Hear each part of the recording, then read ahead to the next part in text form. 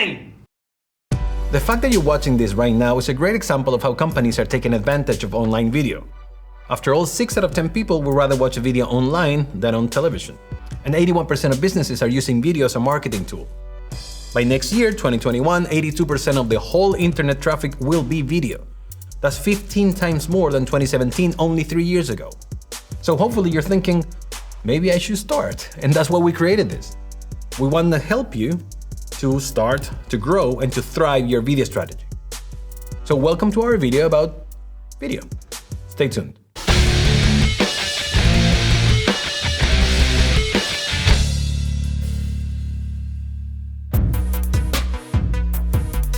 Did you know that 59% of executives will rather watch a video to learn of a product than reading text? That's why video is so important for the whole content strategy right now.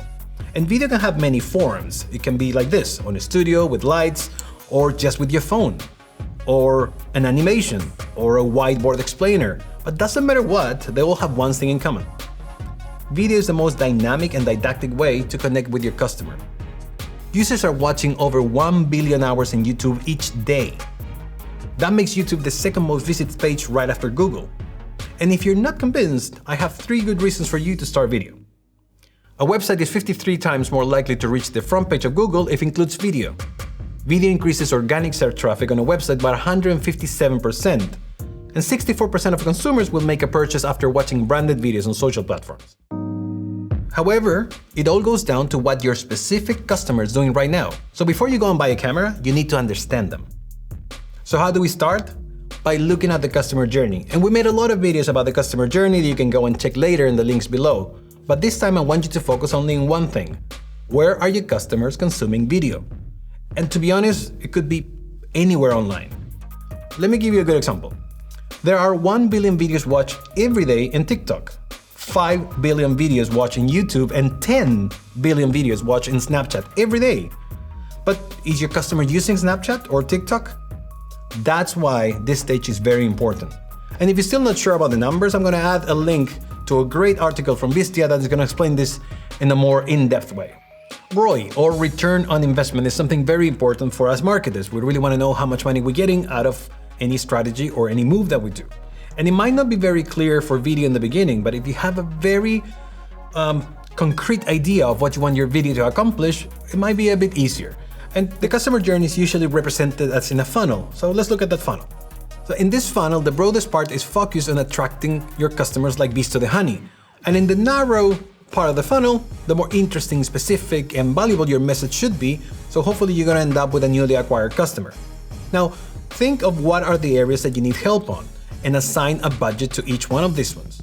If you do that, you will see a before and after of what your video is actually accomplishing in the different stages of your funnel. But remember, this is not a fast gain.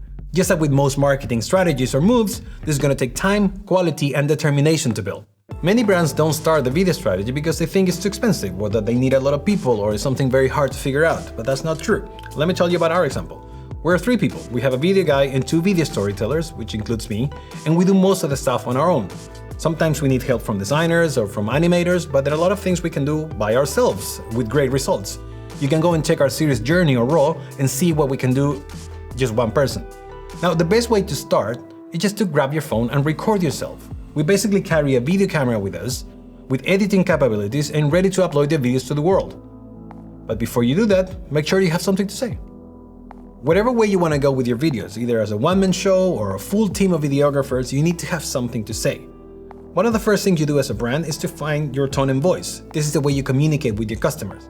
So when you're going to create video for that brand, make sure that tone and voice sort of matches. I mean, you can go creative here, don't get me wrong. But customers need to feel that when they hear this video and they watch this video, they're talking to the same brand. So think and understand your tone and voice, and then you can start writing your script. And in the beginning, try to go for 30 seconds to 2 minutes, no longer than that. But remember that it's the first 5 seconds that really counts. So start with a bang. Bang! So let me recap the first things you want to focus on your video strategy. First, you want to find out where are your customers watching video, and if they're watching enough video for you to even bother. Then, you want to try to find a place in your marketing budget so it makes sense for your ROI. Where are you going to put your video? Where are you spending the money? And then, you want to pick the right tone and voice, something that matches your brand identity. When you have these things figured out, It's time to go shopping. Now that you're determined to use video for your company and you already have a strategy behind, you can start as simple as using your phone, but the more intricate your strategy gets, the more money you're gonna have to spend in equipment. And if you wanna create videos like ours, you will have to buy a few things. So we have a list of the stuff that we use so you have an idea of how much money you might have to spend. The first thing you're gonna need is a camera. And we chose the Sony Alpha 6500 and the Sony Alpha 7S II. The reason why we have two cameras is because we like having two different points of view in our videos, but you can start with just one. We chose these cameras because of the high image quality, the interchangeable lenses, and the good quality price ratio. We designed our own backdrops and we got a print shop specialized in trade shows to do them as a standalone structure. Also, don't forget that you can make your video more interesting by adding props, but too many props can also be distracting. To have a good looking video, you need to have good lights. In our case, we chose a 200 watts LED soft light as a main light that is powerful enough to light up the background. We complement that with two 100 watts LED panels with softboxes that help to get rid of unwanted shadows. For recording our sound, we chose a Shotgun Rode NTG2 on a boom stand, and we have that connected to a Zoom H6. The H6 might be a little bit too much for this microphone, but we use it also for our podcast, where we can connect more than two XLR microphones to it, and it has a built-in compressor. Even though a lot is going to depend on your budget and creativity, as you can see, there are certain costs involved into a video strategy. But once you're past that stage is when the fun starts and it's time to shoot your video. But before that, let's get you ready to stand in front of the camera. One of the hardest parts of your video strategy will be to find who's going to be in front of the camera.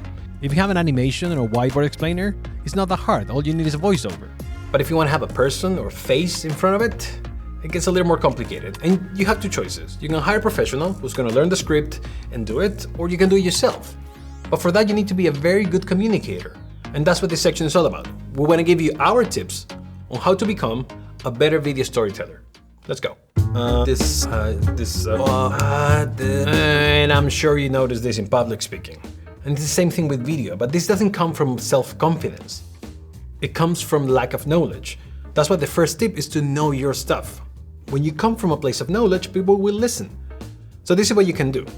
Pick three things that you want people to remember. Then learn those things very well. Then forget about memorizing the script. Just focus on those three things and explain them with your own words. That's gonna give you a feeling of self-confidence and also gonna give the perception to the audience that you know exactly what you're talking about.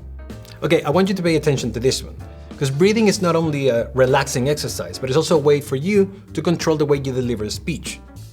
Have you noticed in public speaking when people run out of air and then the voice goes thin? If you learn how to control that, you can deliver it better. So this is the most common exercise you can do. Breathe in for 5 seconds, hold it for 5 seconds, and then let go for 5 seconds. Do that 5 times before you start your recording, and your anxiety levels are gonna go down, and also you're gonna deliver your speech better. And if you wanna learn more about the power of breathing, go and check Wim Hof's YouTube channel, because it's gonna blow your mind. When you're writing your script, the main focus should be your messaging, right? But write the way you talk. That way, when you're in front of the camera, you're gonna sound natural, like you're talking to a friend. But bear in mind your target audience. Are you communicating the way they communicate? Adjust your script so it's natural for you to deliver it, but it's also natural for them to listen to it. Before recording something in camera, do vocal exercises. That way the way you deliver your speech is gonna be clear and understandable. And these are my favorite ones.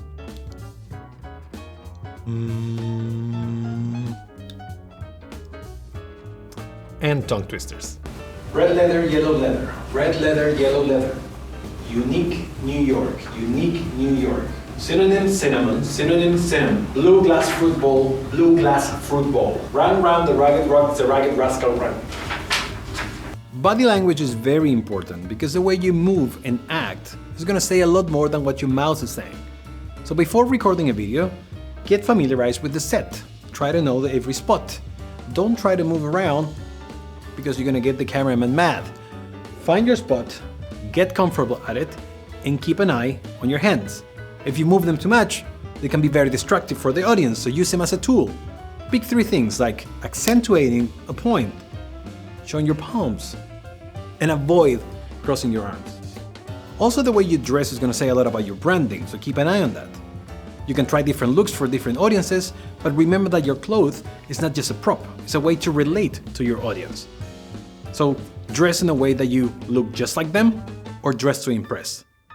And don't be scared of makeup. A cheap, simple matte powder is gonna make you look fabulous on camera. How long your video should be is gonna be dictated by the channel that you're using. So if you're planning to use your video in Twitter, Facebook, Instagram, your video has to be short and catchy. Something between 30 seconds to 2 minutes is fine. But if you want to create your own YouTube channel, you can go longer. Don't forget that people go to YouTube to watch videos. Here the ideal time is between 6 to 8 minutes, but you can create something longer too that's going to allow you to create little pieces of content out of just one video. Now, the length of the video should be determined before shooting it, but if you need to adjust it, you can do that during the post-production stage. And to post-produce your video, you can choose a huge range of tools available in the market, from something very simple all the way to something more professional. And yes, professional is going to allow you to create text and cool effects, but it's also going to require a lot more of your skills, so choose wisely. After you're done with that, it's time to upload your video. Once your video is uploaded, you need to create a thumbnail that makes people want to click on your video. So let's go through some of the best practices on how to create a great thumbnail. For this, YouTube has some good advice. The ideal size of your thumbnail is 1280 by 720 pixels with a minimum width of 640 pixels. And the ideal ratio for players and previews is 16 by 9. Try to keep it simple and don't try to fit the whole title of your video in the thumbnail. Choose a couple of good keywords or make it shorter so the viewer can understand what's the video about. Use contrasty colors that can call the attention of the viewer and avoid using busy images. Use photos of elements that are related to your video. If you're reviewing a phone, use a photo of that. Or if it's you talking about your company, use your photo. People like clicking on people's faces. And a very important tip, do not try to clickbait with your thumbnail. YouTube keeps an eye on that and I will stop promoting your video because of the high bounce rate. To make this thumbnail, we're using Photoshop, but there are easier alternatives like PicMonkey, Canva, or Snagit. Follow all this and your thumbnail will be ready to push that CTR up. Now that your video is up on the web and you created a thumbnail that is very attractive, you need to create a title and a description that compels people to watch your video. And for that, we have the following advice.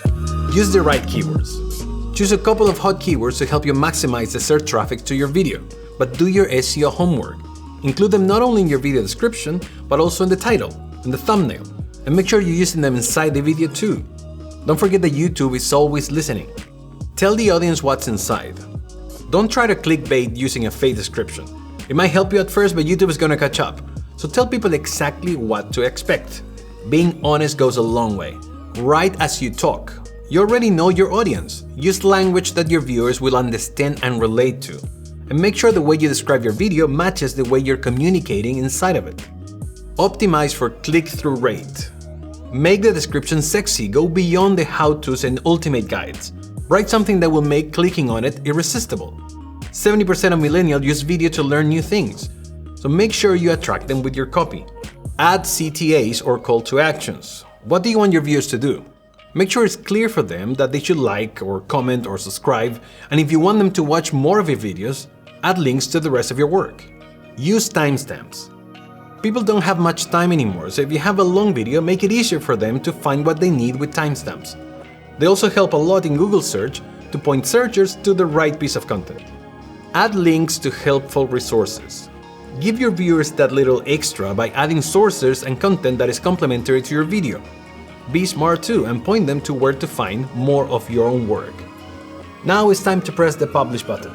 But that's not the end of the story. People are going to comment and give you feedback on your video. Make sure you reply to those comments. Engage with the audience.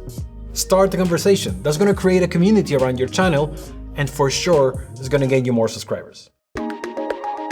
We mentioned earlier that having a clear ROI for your video strategy is not always easy, but there are many things you can measure. There are many ways for you to create goals for your own channel. And here's the top 10 list of metrics that we look at in our own YouTube channel. Watch time is the total amount of minutes people have been watching your videos. The higher the watch time, the more YouTube will promote it in their search results and recommendations. Average view duration is the total watch time of your video divided by the total number of video plays. This is going to help you understand how engaging your video was or if you completely missed the mark. Audience retention shows you the percentage of viewers who watch and leave your video at a specific part. Pay attention to the most engaging parts, and that can give you ideas for your next video. Also look at the drops, and you can find the subjects to avoid. Engagement is very important. Here you're gonna see comments, shares, likes, and dislikes. It gives you a lot of information about how successfully you're creating a community around your channel. One thing to remember is that trolls are everywhere, so not every bad comment is truly related to your video performance. Impressions click-through rate shows you the video ability to push people to watch your video. Subscribers and users will see it in their homepage or as a suggestion, and if you're doing it right, they will click on it. Here's where your title, description, and thumbnail will play a major role, so the higher the number, the better. Unique viewers is the number of people who watched your video over a period of time. This metric helps you understand the actual size of your audience. If this number is lower than your subscriber number, you're not delivering on what they expect. If it's higher, keep it up. We had a very specific goal for our channel's demographic, and here is where you can see the different types of people that are watching your videos, all segmented by age, gender, and geography, so you can adjust accordingly depending on the results. Everyone wants to have millions of subscribers, because they're your most loyal fans. Subscribers are important because they will help evangelize your channel. Also, YouTube will send them notifications about your new videos and feature them on their homepage. The more they watch your videos, the more YouTube will help promoting it. Keep them happy. Where are your viewers coming from? How did they find your video? The traffic sources report shows you that and what sources bring up the most views and watch time. Use this to better optimize your promotion strategy. Last but not least are the keywords. Are you really creating videos that are sought of? Do your SEO research and try matching the subjects of your videos to the right keywords. Or you can also do it the other way around. Find out what people is looking for and create content to cater that audience, only if it's the right one. Video is here to stay, and video is still the best way for you to connect with your customers. And hopefully with all the tools that we've given you throughout this video, we're gonna make it easy for you to start your own video strategy. Now, don't forget to check the description for some helpful links, and if you learned something new today, click the like button and subscribe to our channel. My name is Marcus, and we'll see you next time. Cheers.